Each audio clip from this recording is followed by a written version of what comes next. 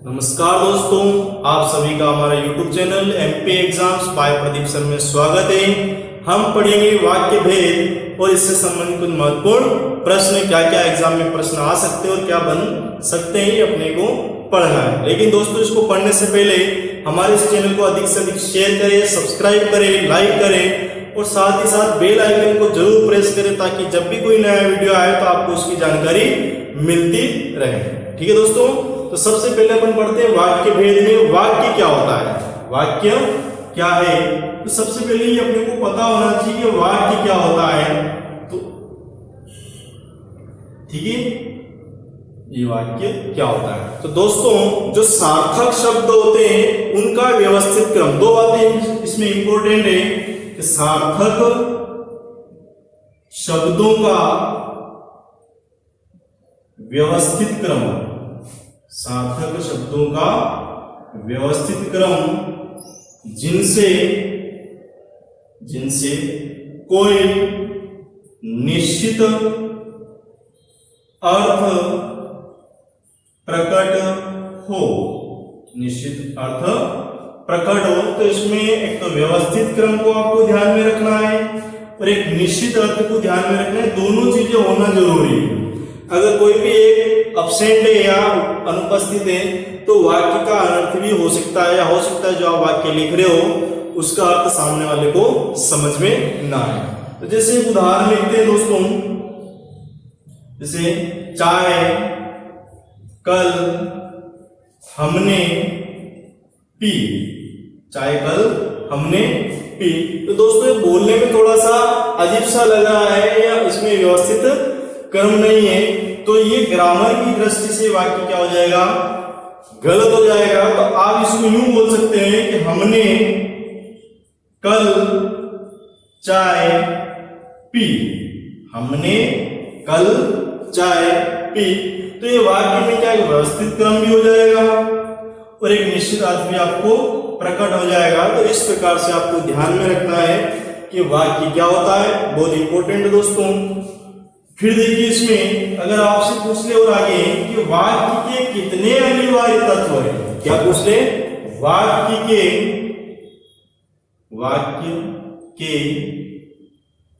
अनिवार्य तत्व। बहुत बार आया हुआ एग्जाम में दोस्तों ये प्रश्न कि वाक्य के कितने अनिवार्य तत्व हैं। तो आपको पता होना चाहिए 6 अनिवार्य तत्व होते हैं। कितने अनिवार्य तत्व होते हैं? 6। ठीक है, इनके नाम देखिए। पहले सबसे पहले आपका आएगा सार्थकता। क्या आएगा?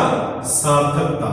दोस्तों, इनको वन बाय वन समझते जाते हैं। देखो, सार्थकता क्या होता है। ठीक है, देखो नाम से स्पष्ट सा प्लस अर्थ।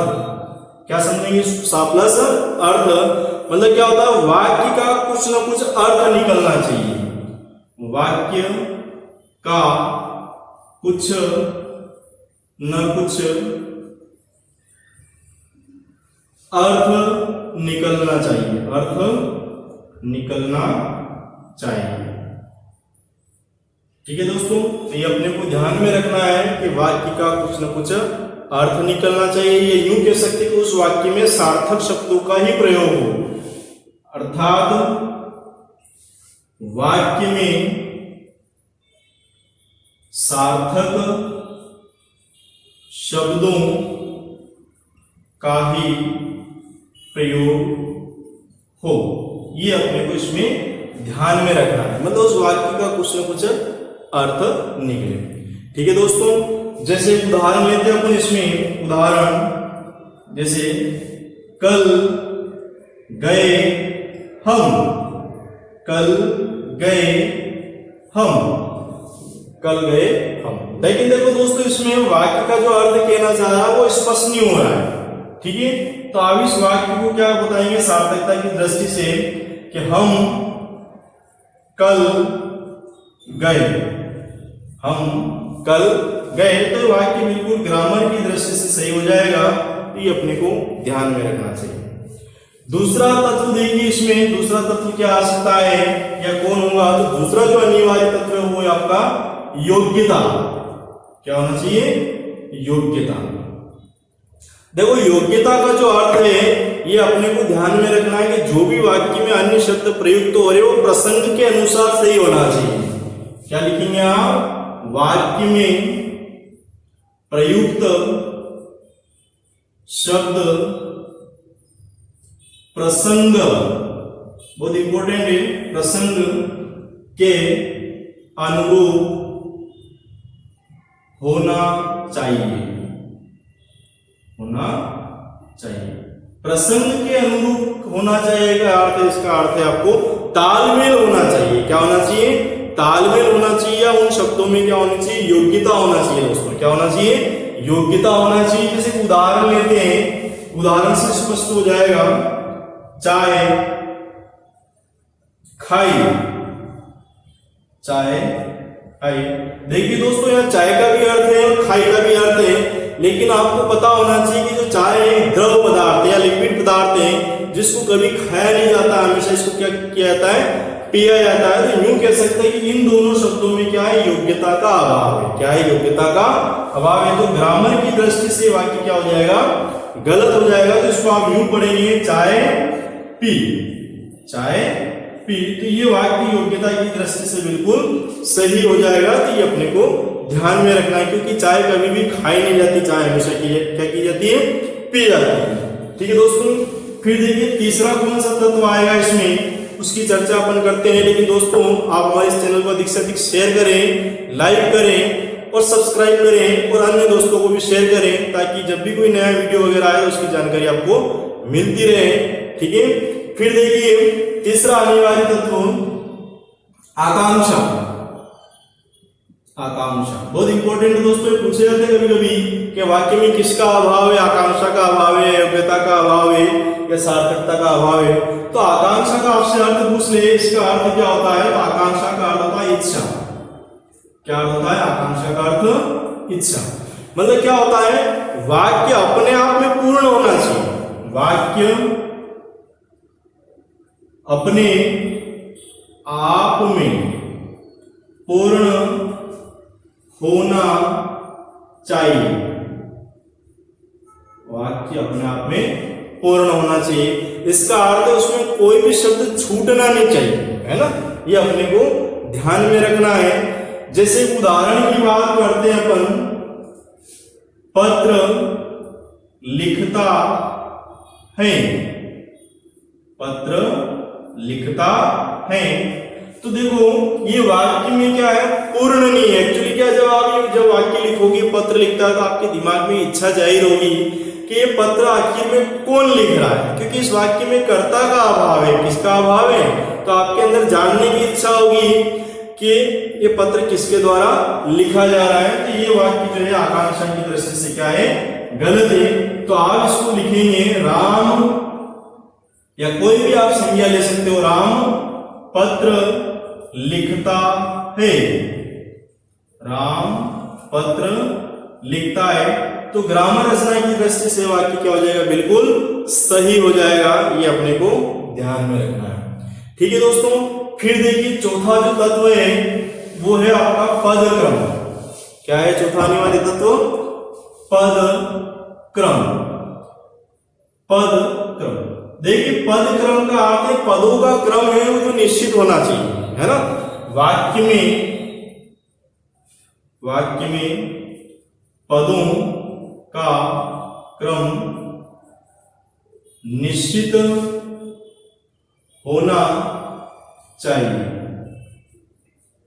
मतलब वाक्य में जितने भी पद आ रहे हैं वो एक निश्चित क्रम में होना चाहिए। अगर उसमें निश्चित क्रम नहीं होगा तो वहां उस वाक्य में यूं कह सकते हैं कि इस वाक्य में क्या? पद क्रम का अभाव है। क्या है?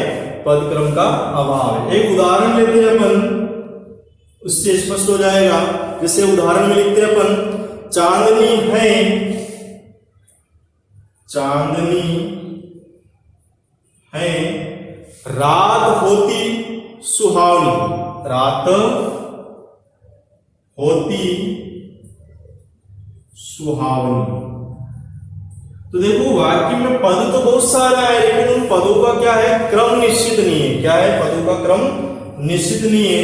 तो ये ग्रामर की दृष्टि से वाक्य क्या हो जाएगा? गलत हो जाएगा। तो इसको आपको अगर पदों का क्रम व्यवस्थित करेंगे तो इसमें कुछ न कुछ अर्थ आपका प्रकट होगा। क्या होगा? कुछ न कुछ अर्थ प्रकट होगा। तो इसको देखिए कैसे सही करेंगे। तो चांदनी रात सुहावनी होती है, तो ये वाक्य आपका ग्रामर की दृष्टि से क्या हो जाएगा? बिल्कुल सही हो जाएगा, क्योंकि इसमें पदों को जब आप व्यवस्थित करेंगे तो कुछ न कुछ अर्थ क्लियर होगा दोस्तों। ठीक है, फिर देखिए अगला जो अनिवार्य तत्व है आपका वो है निकटता। क्या है? निकटता। ठीक है दोस्तों, देखो निकटता क्या होती है, मतलब वाक्य ये क्या है, लिखने से स्पष्ट नहीं होता है, ये क्या आपकी भाषा के प्रवाह के ऊपर निर्भर करता है कि आप जो वाक्य लिखे गए कॉपी में या किताब वगैरह में या कहीं भी न्यूज़पेपर वगैरह में जो वाक्य वगैरह लिखे गए, सेंटेंस वगैरह लिखे गए, उनको आप किस प्रकार से रीड करते हो या पढ़ते हो। मतलब बहुत सी बार क्या होता है, आप तो पढ़ लेते हो लेकिन सामने वाले को वो समझ में नहीं आता कि आपने क्या पढ़ा। इसका अर्थ है वहां वाक्य आपने या तो तेज बोला होगा या बहुत ही धीमे बोला होगा, तो ये प्रॉब्लमेटिक रहता है। मतलब वाक्य को जब पढ़ा या लिखा जाता है तो ना तो जोर से लिखना है या जोर से बोलना है या उसमें ज्यादा गति हो, मतलब फ्लुएंस होना चाहिए, फ्लो होना चाहिए, कुछ ना कुछ क्या होना चाहिए, कुछ ना कुछ फ्लो होना चाहिए। तो वाक्य न तो धीमे बोले न रुक रुक कर बोले, है ना। वाक्य न धीमे बोले न रुक रुक कर बोले, ये अपने को ध्यान में रखना है, ना ही ज्यादा तेज बोले। ठीक है, तो इस प्रकार से ये आपका क्या कहलाता है, निकटता। छठा बहुत ही इंपॉर्टेंट तत्व आपका, छठा क्या है इसमें, अन्वय। छठा क्या है तत्व, अन्वय। देखो आपसे पूछ ले अन्वय का अर्थ क्या है, तो अन्वय का अर्थ होता है मेल। अन्वय का अर्थ क्या होता है, मेल। मतलब वाक्य में जितने भी लिंग पुरुष कर्ता कर्म वगैरह आ रहे हैं उनमें आपस में क्या होना चाहिए, मेल होना चाहिए। तो वाक्य में प्रयुक्त संज्ञा सर्वनाम लिंग विशेषण कर्ता आदि का आपस में मेल होना चाहिए, मेल होना चाहिए। ठीक है दोस्तों, इसको आप उदाहरण से स्पष्ट करते हैं। देखो उदाहरण कैसे लिखेंगे आप, उदाहरण देखिए, बालक और बालिकाएं, बालक और बालिकाएं गई। तो ये जो दोस्तों ये जो वाक्य लिखा गया है इसमें बालक और बालिकाएं ये जो संज्ञा है और यहाँ पर जो ये क्रिया है इनका आपस में मेल नहीं हो पा रहा है। क्या नहीं हो पा रहा है, मेल नहीं हो पा रहा है, क्योंकि ये जो है ये बहुवचन रूप में प्रयुक्त हुए। क्या है, इनका वचन सही नहीं है, तो ये अपने को ध्यान में रखना है। तो इसको अगर आप सही करेंगे तो सही कैसे लिखेंगे, तो बालक और बालिकाएं गए। क्या हो गए, बालक और बालिकाएं गए, क्योंकि ये आपका बहुवचन रूप में प्रयुक्त हुआ, तो जो क्रिया आएगी वो भी आपकी बहुवचन रूप में आएगी। या लिंग के अनुसार आपको ध्यान में भी रखना है इसमें, या संज्ञा है सर्वनाम लिंग कारक क्रिया वगैरह का आपस में क्या होना चाहिए, मेल होना चाहिए। तो ठीक है दोस्तों, तो ये आपने 6 अनिवार्य तत्व पढ़े वाक्य के, तो इनको देखो एक बार शॉर्ट में एक साथ कैसे इनको ध्यान में रखना है। सबसे पहला आपका सार्थकता। क्या है, सार्थकता। दूसरा आपने पढ़ा इसमें योग्यता। तीसरा आपने पढ़ा इसमें आकांक्षा। ठीक है दोस्तों, तीसरा आपने क्या पढ़ा, आकांक्षा। चौथा पढ़ा आपने निकटता या पदक्रम।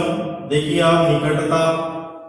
फिर 5वां पढ़ा आपने पदक्रम और 6ठा आपने पढ़ा है इसमें अन्वय। ये अपने को ध्यान में रखना है। तो इस प्रकार से वाक्य के जो अनिवार्य तत्व होते हैं 6, ये प्रश्न पूछा गया कि निम्न में से कौन सा वाक्य का अनिवार्य तत्व है या नहीं करके, तो बहुत इंपॉर्टेंट टॉपिक आपका पूरा हुआ। फिर देखिए दोस्तों इसमें आगे क्या पढ़ना अपने को,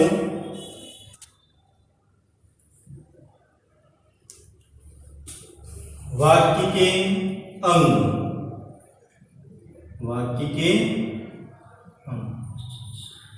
देखो बहुत इंपॉर्टेंट है दोस्तों कि वाक्य के कितने अंग होते हैं, क्योंकि ये भी प्रश्न पूछा गया है। तो वाक्य के कितने अंग होते हैं, तो ये आपको ध्यान में रखना है। 2 अंग होते हैं। कितने अंग होते हैं वाक्य के? 2 अंग होते हैं। तो सबसे पहला अंग आएगा आपका उद्देश्य। क्या आएगा? उद्देश्य। इसको आप सब्जेक्ट भी बोलते हो। क्या बोलते हो? सब्जेक्ट। और दूसरा जो अंग आएगा आपका विधेय। क्या आएगा? विधेय। विधेय, इसको प्रेडिकेट भी बोलते हैं। क्या बोलते हैं? प्रेडिकेट। प्रेडिकेट, ठीक है। फिर देखिए उद्देश्य क्या होता है, इसकी परिभाषा आपसे पूछ ले तो आपको इसमें ध्यान रखना है, जिसके बारे में कुछ बताया जाए, कुछ बताया जाए। जिसके बारे में कुछ बताया जाए या कहा जाए तो उसे बोलेंगे आप उद्देश्य, ठीक है। फिर आपसे पूछ ले विधेय क्या होता है, तो विधेय में क्या होता है? विधेय में देखिए आप दोस्तों, इसमें क्या होता है, जो उद्देश्य होता है उसके बारे में कुछ ना कुछ कहा जाता है। क्या कहा जाता है? उद्देश्य के बारे में, उद्देश्य के बारे में कुछ कहा जाता है। तो ये बहुत इंपॉर्टेंट है, कभी कभी पहचानने के लिए आ जाते हैं परीक्षा में कि कौन उद्देश्य है, कौन विधेय है। तो उदाहरण से आप स्पष्ट करते हैं। उदाहरण से एक उदाहरण लेते हैं आप। इसमें देखिए एक लिखते हैं अपन उदाहरण में, पहला अनुराग खेलता है।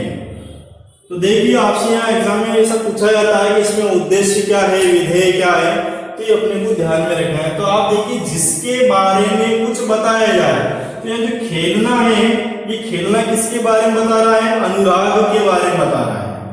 तो जो अनुराग हो गया आपका क्या हो गया? उद्देश्य हो गया। क्या हो गया? उद्देश्य। और फिर देखिए विधेय में क्या लिखा है कि उद्देश्य के बारे में जो कुछ भी कहा जाए, मतलब इस उद्देश्य को आप छोड़ देंगे, इसके बाद जो भी कुछ कहा गया है वो सब आपका किसमें आएगा? विधेय में आएगा। किसमें आएगा? विधेय में आएगा। एक और उदाहरण लेते हैं अपन, सचिन दौड़ता है। सचिन दौड़ता है। तो यहाँ पर जो उद्देश्य रहेगा कि जिसके बारे में कुछ बताया जाए, तो इस वाक्य में सचिन के बारे में कुछ न कुछ बताया गया है, तो ये आपका क्या हो जाएगा? उद्देश्य हो जाएगा। क्या हो जाएगा? उद्देश्य। और देखिए उद्देश्य के बारे में जो कुछ भी कहा गया है, यहाँ दौड़ने की बात कही गई, तो ये आपका क्या हो जाएगा? विधेय हो जाएगा। क्या हो जाएगा? आपका विधेय। तो ये आपको ध्यान में रखना है, ये वाक्य के पहचानने के लिए आते हैं, ठीक है दोस्तों। फिर देखिए इसमें अगला और क्या क्या प्रश्न बन सकते हैं।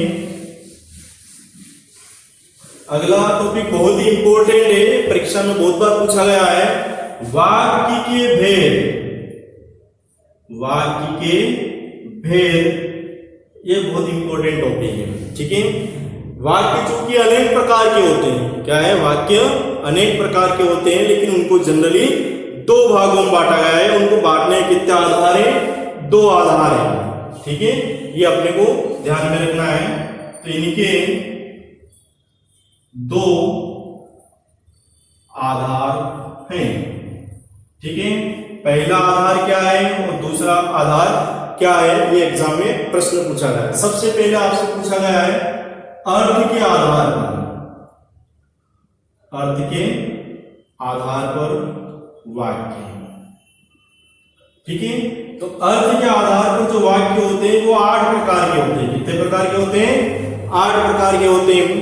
और जो दूसरा आधार है वाक्य को बांटने का, वो है रचना के आधार पर, रचना के आधार पर, ठीक है दोस्तों। तो रचना के आधार पर जो होते हैं वाक्य, वो 3 प्रकार के होते हैं। कितने प्रकार के होते हैं? 3 प्रकार के होते हैं। तो इनको स्टेप बाय स्टेप वन समझेंगे। तो सबसे पहले अपन पढ़ते हैं इसमें अर्थ के आधार पर वाक्य कितने होते हैं। तो चूंकि अपन ने बताया कि वह अर्थ के आधार पर वाक्य कितने होते हैं, 8 होते हैं। तो इन 8 को आप देखिए कौन कौन से होते हैं। तो सबसे पहला जो आएगा आपका विधानवाचक। विधानवाचक बहुत इंपॉर्टेंट दोस्तों, विधानवाचक को असर्टिव सेंटेंस भी बोला जाता है। क्या बोला जाता है? Assertive sentence. देखो नाम से स्पष्ट है विधान, क्या है? वाक्य में नाम से स्पष्ट है विधान। यूं कह सकते हैं कि जिन वाक्यों में क्रिया करने या होने की सूचना मिले, जिन वाक्यों में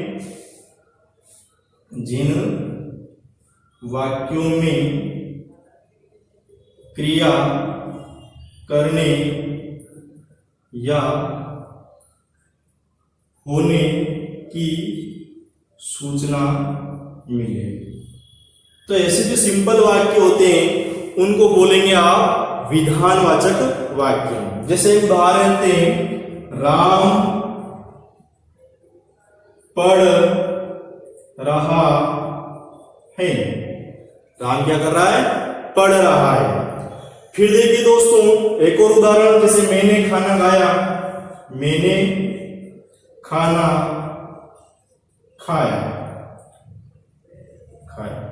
तो ये जो दोनों वाक्य लिखे गए हैं इनमें या तो क्रिया होने की सूचना मिल रही है, क्रिया करने की सूचना मिल रही है आपको।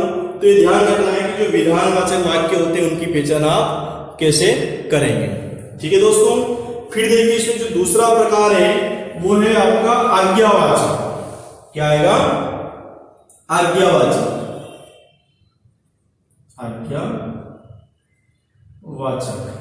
आज्ञावाचक को आप इंपेरेटिव सेंटेंस भी बोल सकते हो।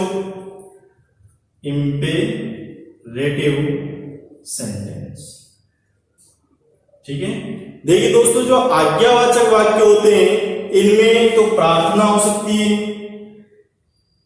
उपदेश हो सकता है। क्या हो सकता है? उपदेश हो सकता है, आज्ञा हो सकती है। तो इनके बारे में इन वाक्यों में जानकारी मिलती है, तो ऐसे वाक्यों को बोलेंगे आप आज्ञावाचक वाक्य। जैसे उदाहरण लेते हैं इसमें, बड़ों का सम्मान करो। क्या लिखा है इसमें? बड़ों का सम्मान करो। ठीक है। तो एक प्रकार का उपदेश मान सकते हैं इसको। ठीक है। फिर एक और उदाहरण है, जैसे कि मोहन तुम बैठकर पढ़ो। बैठकर पढ़ो। तो इस वाक्य में एक आज्ञा दी गई है ना। इसमें प्रार्थना नहीं हो सकती क्योंकि जो शिक्षक है वो मोहन को बोल रहा है, तो शिक्षक कभी प्रार्थना नहीं करता। शिक्षक हमेशा क्या करता है? बच्चों को ऑर्डर या आज्ञा देता है। तो क्या है कि मोहन तुम बैठकर पढ़ो, तो इसमें एक आज्ञा दी गई है, अपने को ध्यान में रखना है। ठीक है दोस्तों। इसमें जो तीसरा प्रकार आएगा वो आएगा आपका निषेधवाचक। तीसरा जो प्रकार है निषेधवाचक। निषेधवाचक को आप नेगेटिव सेंटेंस बोल सकते हो। Negative sentence. Negative sentence. देखिए जो निषेधवाचक वाक्य होते हैं उसमें जो कार्य किया जाता है उसके न होने का भाव प्रकट होता है। कार्य के न होने का भाव प्रकट होता है। ठीक है। मतलब उस वाक्य में क्या रहती है? नेगेटिविटी रहती है। जैसे मैंने खाना नहीं खाया। एक उदाहरण लेते हैं आप, मैंने खाना नहीं खाया। तो इसमें जो नहीं आया है ये कार्य के न होने का भाव प्रकट कर रहा है ना। ठीक है। एक और जैसे आज लाइट या बिजली, लाइट नहीं आएगी। ठीक है। तो अंग्रेजी वर्ड इसमें प्रयुक्त हुआ है। तो ये जो नहीं आया है ये अपने को ध्यान में रखना है कि इसमें कार्य के न होने का भाव प्रकट हो रहा है। ठीक है दोस्तों। चौथा प्रकार आएगा इसमें प्रश्नवाचक वाक्य। कौन सा आएगा चौथा प्रकार? प्रश्नवाचक वाक्य। प्रश्नवाचक वाक्य। प्रश्नवाचक को आप इंट्रोगेटिव सेंटेंस भी बोलोगे। Interrogative sentence. ठीक है दोस्तों। अब प्रश्नवाचक नाम से स्पष्ट है इसमें किसी का प्रश्न पूछने का बोध प्रकट हो, है ना। इसमें इनमें किसी से प्रश्न पूछने का अर्थ प्रकट होता है, प्रकट होता है। ठीक है, मतलब कुछ ना कुछ इसमें प्रश्न पूछा जाता है। जैसे आपसे पूछा है किसी ने कि आप कौन हो, तो यहां पर एक प्रश्न पूछा जा रहा है आपके बारे में कि आप कौन हो। ठीक है, एक और उदाहरण लेते हैं कि राम कहां जाएगा, राम कहां जाएगा। तो इस प्रकार से इन वाक्यों में एक प्रश्न पूछने का भाव प्रकट हो रहा है दोस्तों। ठीक है, पांचवा प्रकार देखिए, पांचवा प्रकार इसमें पांचवा क्या हो सकता है, तो जो पांचवा प्रकार है वो आपका संदेहवाचक, संदेहवाचक वाक्य। संदेहवाचक वाक्य को इलेटिव सेंटेंस भी बोलते, सॉरी डाउटफुल या इंडिकेटिंग डाउटफुल सेंटेंस भी बोलेंगे आप, इंडिकेटिंग डाउट। ठीक है, ऐसे जो वाक्य होते हैं वो संदेह को प्रकट करते हैं। किसको प्रकट करते हैं? संदेह को प्रकट करते हैं। तो इनमें संदेह या संभावना का भाव प्रकट होता है, प्रकट होता है। ठीक है दोस्तों, ये अपने को ध्यान में रखना है। जैसे एक उदाहरण लेते हैं, शायद आज बारिश होगी, शायद आज बारिश होगी। और भी उदाहरण ले सकते हैं कि शायद परीक्षा होगी। तो इन वाक्यों में क्या है? संदेह की भावना प्रकट हो रही। क्या हो रही है? संदेह की भावना प्रकट हो रही। ठीक है, या और भी उदाहरण लेना है तो आप ऐसे भी लिख सकते हो कि हो सकता है, हो सकता है परीक्षा इसी महीने हो जाए, इसी महीने हो जाए। तो इस प्रकार से जो वाक्य आएंगे उनमें क्या एक संदेह का भाव प्रकट होता है। तो ऐसे वाक्यों को क्या बोलेंगे आप? संदेहवाचक वाक्य। ठीक है दोस्तों, छठा प्रकार देखिए, इसमें छठा प्रकार इच्छावाचक वाक्य। इच्छावाचक, इनको इलेटिव सेंटेंस भी बोलते हैं, इलेटिव सेंटेंस। ठीक है, इच्छावाचक वाक्य मतलब ऐसे वाक्यों में कुछ न कुछ इच्छा या आशीष या शुभकामना, इच्छा, आशीष या आशीर्वाद या शुभ कामना, शुभ कामना का भाव प्रकट होता है, का भाव प्रकट होता है। ठीक है दोस्तों, तो जो इच्छावाचक वाक्य होते हैं इनमें इच्छा हो सकती है, आशीष या आशीर्वाद हो सकता है, ठीक है, या कोई शुभकामना हो सकती है। तो इन भावों को इन वाक्यों में प्रकट करने की क्या होती है? क्षमता होती है। जैसे उदाहरण लेते हैं आप, तुम्हारा कल्याण हो, तुम्हारा कल्याण हो। ठीक है, एक इच्छा जाहिर की गई है कि आपका क्या हो? कल्याण हो। ठीक है, फिर दूसरा उदाहरण लेते हैं, भगवान तुम्हें लंबी उम्र दे, भगवान तुम्हें लंबी उम्र दे। ठीक है, फिर और भी आपकी कोई इच्छा हो सकती है, जैसे कि आज तो मैं केवल गणित ही पढ़ूंगा, गणित ही पढ़ूंगा। ठीक है, ये अपने को ध्यान में रखना है। तो ऐसे वाक्य को आप क्या बोलेंगे? इच्छावाचक वाक्य बोलेंगे दोस्तों। फिर देखिए इसमें अगला जो प्रकार आएगा आपका विस्मयवाचक। क्या आएगा? विस्मयवाचक। विस्मय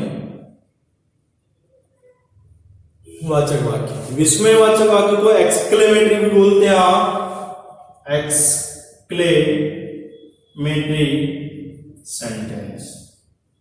ठीक है दोस्तों, तो विस्मय वाचक वाक्य जो होते हैं उनको एक्सक्लेमेटरी सेंटेंस भी बोलते हैं। ठीक है, इन वाक्यों में क्रोध, घृणा, नफरत, क्रोध हो गया, घृणा हो गया, नफरत हो गया, आश्चर्य, विस्मय हो सकता है, शोक हो सकता है, विस्मय, शोक, ऐसे भाव इसमें क्या होते हैं, प्रकट होते हैं। ठीक है, तो जैसे उदाहरण लेते हैं कि हाय उसके माता पिता चल बसे। तो इस वाक्य में एक प्रकार का शोक है। क्या है? शोक है। ठीक है, एक और उदाहरण लेते हैं आप कि शाबाश तुमने बहुत अच्छा किया। शाबाश तुमने बहुत अच्छा किया। तो ऐसे वाक्य ध्यान में रखना आपको कौन से आएंगे? विस्मय वाचक वाक्य। ठीक है दोस्तों, और अंतिम जो प्रकार है अर्थ के आधार पर वाक्यों में, इनमें आएगा संकेत वाचक। क्या आएगा दोस्तों? संकेत वाचक। संकेत वाचक वाक्य, इनको कंडीशनल सेंटेंस भी कहा जाता है। Conditional sentence. ठीक है, अब संकेत वाचक में क्या होता है? इसमें एक क्रिया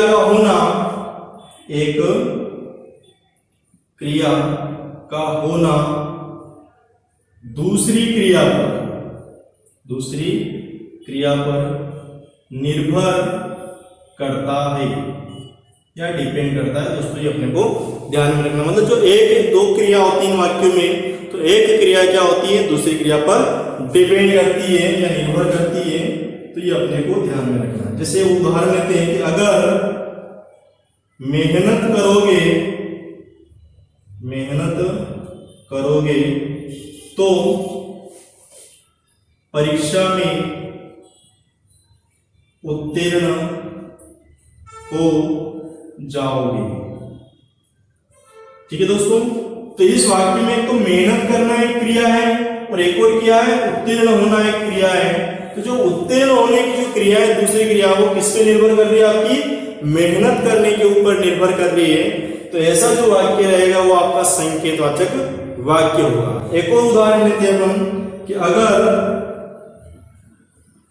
वर्षा होती तो फसलें अच्छी होती। तो यहाँ की फसलों का अच्छा होना वो किस पर निर्भर कर रहा है दोस्तों? वर्षा होने पर निर्भर कर रहा है। किस पर निर्भर कर रहा है? वर्षा होने पर निर्भर कर रहा है। तो ऐसे वाक्यों को आप कहेंगे संकेत वाचक वाक्य। ठीक है दोस्तों,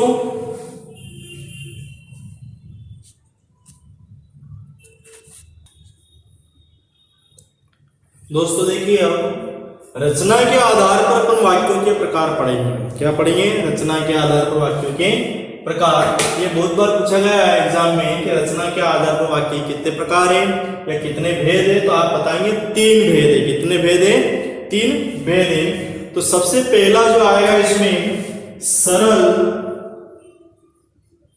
आप सरल बोल सकते हो या साधारण बोल सकते हो। सरल या साधारण वाक्य, सरल या साधारण वाक्य, इनको सिंपल सेंटेंस भी आप कह सकते हो। सिंपल सेंटेंस देखिए नाम से स्पष्ट है सिंपल या साधारण, लेकिन क्या होता है चूंकि रचना के आधार पर इनको थोड़ा सा बताने का तरीका अलग होता है। तो यूं कह सकते हैं कि जो सरल या साधारण वाक्य होते हैं उनमें एक ही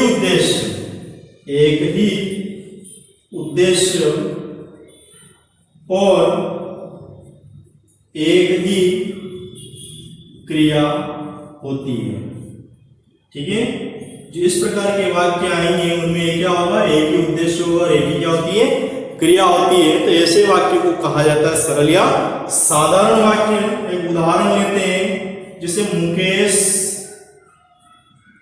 पढ़ता है, मुकेश पढ़ता है, ठीक है। राजेश ने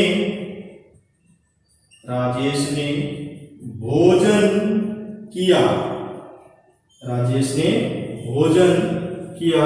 तो इन वाक्यों में क्या है, एक ही उद्देश्य और एक ही क्या है, क्रिया है। यहाँ पे भी राजेश उद्देश्य और भोजन करना जो है वो एक क्रिया है। तो ऐसे वाक्यों को क्या कहेंगे आप, सरल वाक्य या साधारण वाक्य, ठीक है दोस्तों। फिर देखिए जो दूसरा प्रकार आएगा इसमें, दूसरा प्रकार कौन सा है, तो दूसरा प्रकार जो आएगा इसमें आपका आएगा संयुक्त वाक्य। क्या आएगा, संयुक्त वाक्य, ठीक है। संयुक्त वाक्य को आप कंपाउंड सेंटेंस भी बोल सकते हो। क्या बोल सकते हो, कंपाउंड सेंटेंस, ठीक है दोस्तों।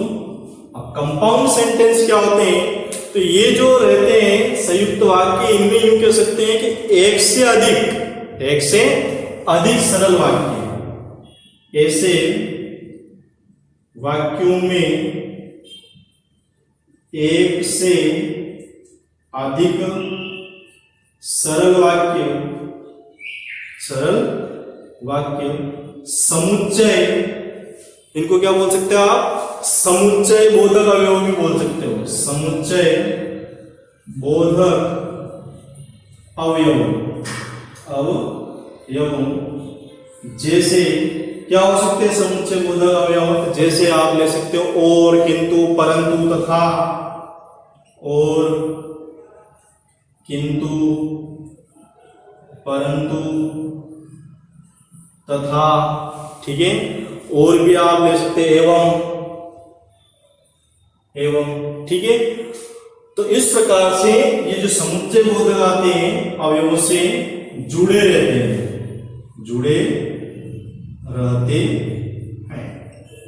ठीक है। तो इन वाक्यों की पहचान करने का एक तरीका है कि इनमें यूं कह सकते हैं कि एक से ज्यादा उद्देश्य रहेंगे या एक से ज्यादा क्रियाएं रहेंगी, या यूं भी कह सकते हैं कि एक से अधिक सरल वाक्य इनमें रहते हैं। तो ऐसे वाक्यों को क्या कहेंगे आप, संयुक्त वाक्य, ठीक है। एक उदाहरण लेते हैं आप, उदाहरण से स्पष्ट हो जाएगा कि वह सुबह गया और शाम को लौट आया। देखिए दोस्तों इसमें दो सरल वाक्य हैं, तो वह सुबह गया और एक और शाम को लौट आया। तो इसमें जो और शब्द आया है, समुच्चय बोधक जो शब्द आया है, इससे आपकी पहचान पता चल रही है इसमें कि ये जो वाक्य है वो क्या है, संयुक्त वाक्य। क्या है, संयुक्त वाक्य। और उदाहरण लेते हैं कि उसने मेहनत तो बहुत की किंतु सफल नहीं हुआ। तो इसमें देखो उसकी मेहनत करना एक सरल वाक्य है और सफल नहीं होना एक वाक्य है। तो इसमें जो किंतु शब्द आया है, किंतु जो समुच्चय बोधक शब्द आया है, इससे पता चल रहा है कि ये जो वाक्य है वो किस प्रकार का है, संयुक्त वाक्य है। क्या है दोस्तों, संयुक्त वाक्य। फिर देखिए इसमें तीसरा और अंतिम प्रकार, रचना के आधार पर वाक्य कितने भेद होते हैं इसमें, ठीक है। तो इसमें आएगा लास्ट में मिश्रित या मिश्र वाक्य। तीसरा आपका आएगा रचना के आधार पर मिश्रित या मिश्र वाक्य, ठीक है दोस्तों। तो इस प्रकार के जो सेंटेंस आएंगे इनको कॉम्प्लेक्स सेंटेंस भी कहा जाता है, कॉम्प्लेक्स सेंटेंस, ठीक है। तो मिश्रित या मिश्र वाक्य में क्या होता है, एक तो प्रधान वाक्य होता है और एक आश्रित वाक्य होता है। क्या, एक प्रधान वाक्य और दूसरा आश्रित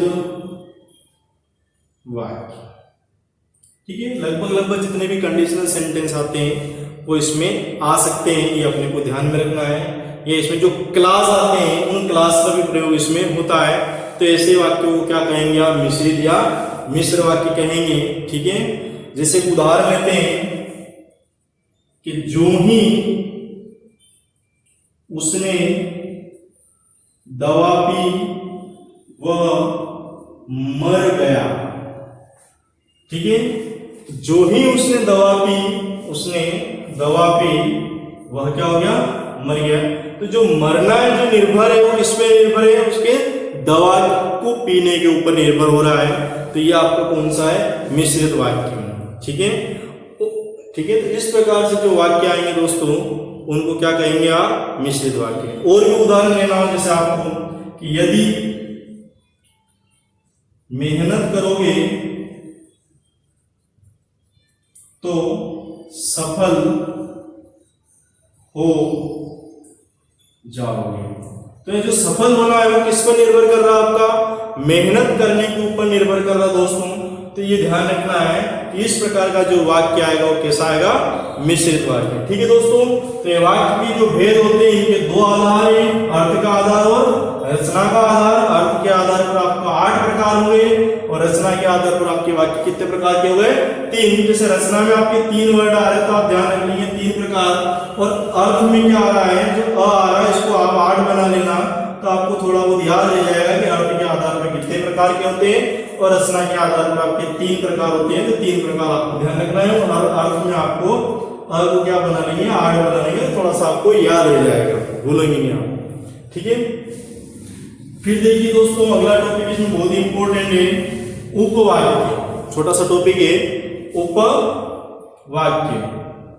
उपवाक्य को आप क्लास भी बोलते हो, क्या बोलते हो, क्लास। ठीक है, ये इसी का आपका वाक्य बैंक का एक छोटा सा टॉपिक है। ठीक है, कि उपवाक्य कितने प्रकार के होते हैं, आपसे पूछ ले तो आपको बताना है ये 3 प्रकार के होते हैं। कितने प्रकार के होते हैं उपवाक्य, 3 प्रकार के होते हैं। ठीक है, ये अपने को ध्यान में रखना है। पहला जो आएगा आपका संज्ञा उपवाक्य, संज्ञा उपवाक्य। जो दूसरा आपका आएगा विशेषण उपवाक्य, विशेषण उपवाक्य। ठीक है, और जो अंतिम आएगा आपका वो आएगा आपका क्रिया विशेषण उपवाक्य, क्रिया विशेषण उपवाक्य। ठीक है दोस्तों, तो ये आपका एक छोटा सा टॉपिक था, उपवाक्य क्या होता है ना। तो ये अपने को ध्यान रखना है, उपवाक्य कितने प्रकार है, 3 प्रकार है, तो ये अपने को ध्यान रखना है। ठीक है दोस्तों, ये आपका टॉपिक पूरा हुआ। हमारे इस चैनल को अधिक से अधिक सब्सक्राइब करें, शेयर करें, लाइक करें और साथ ही बेल आइकन को जरूर प्रेस करें ताकि जब भी कोई नया वीडियो आए तो उसकी जानकारी आपको मिलती रहे। ठीक है, धन्यवाद दोस्तों।